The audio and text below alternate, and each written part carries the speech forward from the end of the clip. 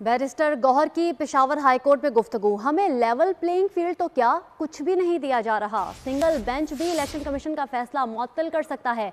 आज ही केस को समाअत के लिए मुकर्रर किया जाए। चेयरमैन पीटीआई, सियासी जमात का हक है अपनी पार्टी निशान से इलेक्शन लड़े। ये 25 करोड़ आवाम का मसला है। अपडेट कर रहे हैं आपको। बैरिस्टर गौहर की पेशावर हाई कोर्ट में गुफ्तगू। हमें लेवल प्लेइंग फील्ड तो क्या, कुछ भी नहीं दिया जा रहा था। मजीद उनका क्या कहना था, आइए आपको सुनवाते हैं। भी है, लेकिन छुट्टियां हैं। पेशावर हाई कोर्ट में यह है कि अगर सिंगल बेंच भी है तो इंटरम रिलीफ ग्रांट कर सकती है।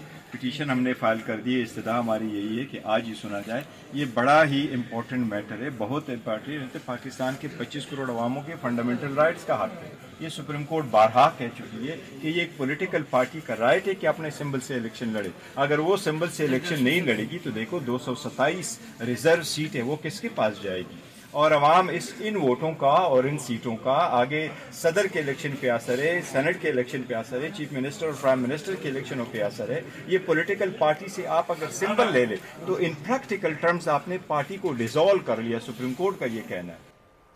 और पाकिस्तान मुस्लिम लीग नून की इंतखाबी तैयारियों का सिलसिला जारी है। नून लीग इंतखाबी उम्मीदवारों को टिकटें देने की हतमी तजावीज़ पर गौर का अमल आज से दोबारा शुरू करेगी, जबकि आज पार्लिमानी बोर्ड का 16वां इजलास होगा। इजलास